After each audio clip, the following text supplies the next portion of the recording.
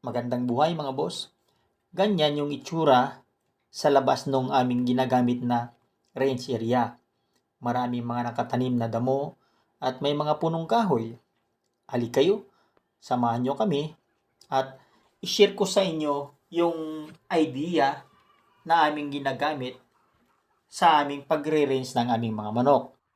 Para sa mga baguhan dyan na ating mga kasabong ay maaaring may mapulot kayong kapaki-pakinabang sa aming ginagawang sistema. Pero mga boss hindi namin kini-claim na itong aming sistema ang pinaka-the best sa lahat. Pansinin nyo mga boss yung aming range area ay mayroong isang pinakasiga sa lahat. Yang puti na stag na yan, siya ang pinakaunang nag-mature at siya na ang hari sa kaharian na yan. Pero, pansinin nyo, nakatali siya mga boss. Para hindi siya makapaghabol, makapambugbog, at makapambuli sa mga stag natin na nagde-develop. Dahil nga siya ang hari at may mga inahin dyan, syempre magpapakasta yung mga inahin sa kanya. At yun naman ang pangyayari na magta-trigger sa ating mga upcoming stags na magselos, mainggit, or magalit doon sa hari dahil syempre siya yung nakakakasta sa lahat ng mga babae. Katulad niyang gold na yan mga boss. May plano na yang kumasta pero may hari nga. Mapi-figure at niya yan mga boss dahil nga yung hari ay nakatali. Kaya mag-iisip siya ng paraan kung paano makanakaw ng pagkakataon ng makakasta sa mga inahin na gustong magpakasta. Dahil naniniwala ako mga boss na mas mabilis ang paglaki ng mga bayag ng ating mga stags kung sila ay nakakakasta. Bukod pa dyan, mas mabilis ang kanilang pagiging matapang pag-mature dahil nga mayroon silang inspirasyon na mga inahin na pinaplanong makastahan kung makakasalisi sila doon sa hari.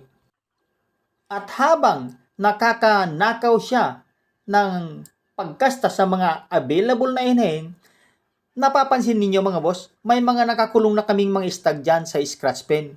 Yung mga yan ay nakasuot na sila ng tie cord para masanay na sila bago namin sila tuluyang ilipat doon sa cording area.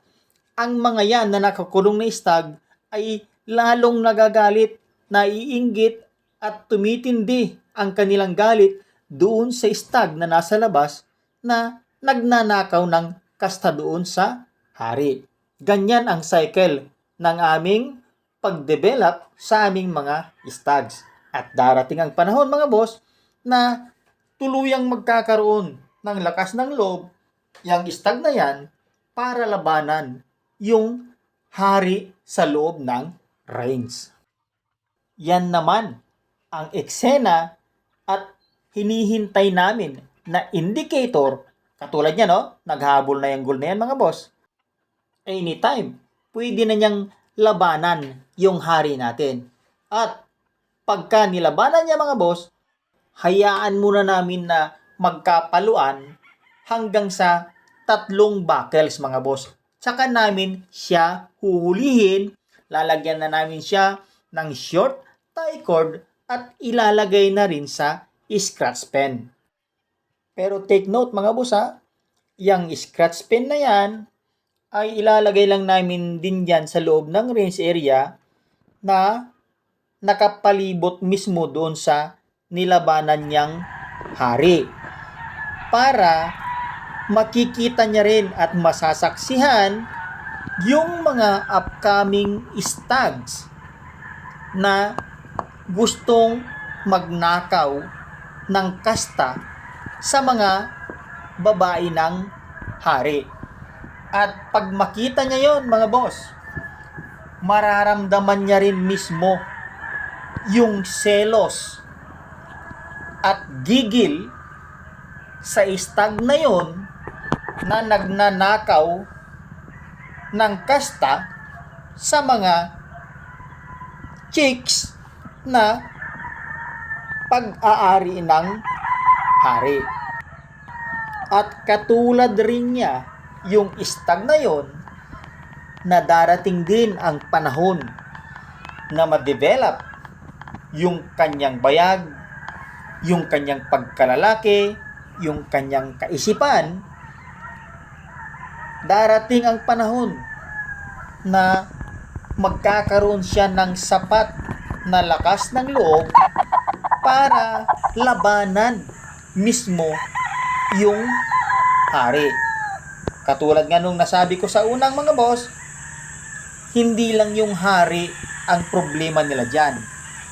Kailangan nila yung mga stag na yan na magkaroon ng sapat na lakas ng loob at determinasyon na makakasta, dahil yung mga inahin na aming pinagagala dyan sa range area ay hindi lang po basta-basta mga inahin.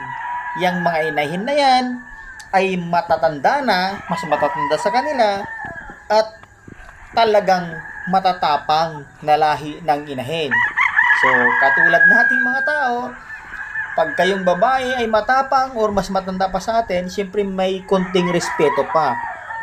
Pero dahil nga, nagde-develop na yung ating pagkamacho at pagkalalaki, kailangan nating magkaroon ng lakas ng loob para maligawan, matyansingan, hanggang sa ating mapapayag at makastahan na sa bandang huli na siyang magpapalakas talaga ng ating loob para maging tuluyan ng magbinata. Simulat sa pool mga boss, ganito na ang sistemang ginagamit namin sa pagpapalaki ng aming mga stags. At natutuwa naman kami dahil maganda ang naging resulta nito sa aming mga manok. Lahat ng aming mga stag ay nakaranas na magnakaw ng kasta sa mga inahin ng hari hanggang sa magkaroon ng lakas ng loob na labanan mismo yung hari, hanggang sa sila ay may lagay sa scratch pen at napapanood mismo yung ginagawa nung mga upcoming stags na nagnanakaw din ng kasta sa mga chicks ng hari. At nararamdaman nila yung inggit, yung galit mismo sa kanilang nakikita. At syempre, mapupunta yon sa kanilang puso't isipan na pagka inagaw mo yung kanilang chicks or yung kanilang kaharian, ay talagang nandun yung kanilang gigil at galit. Pagdating naman sa ikinikilos nila sa ibabaw ng ruweda, ang napapansin ko mga boss ay nagiging calculating at maingat itong aming mga manok, lalo na sa pag-atake ng kalaban, dahil siyempre alam nila na may consequences din silang matatanggap pag nagkamali sila ng diskarte. Kaya pinag-aaralan muna nila bago sila umatake, hindi sila masyadong sagasa, at the same time nandun talaga yung galit at gigil para patunayan na sila lang talaga yung karapat-dapat na maging hari. Ang sistemang to mga boss ay napaka-effective sa amin. Napakaganda ang resulta. Maaring yung gayahin kung sakali man, lalong-lalo na sa inyong mga baguhan.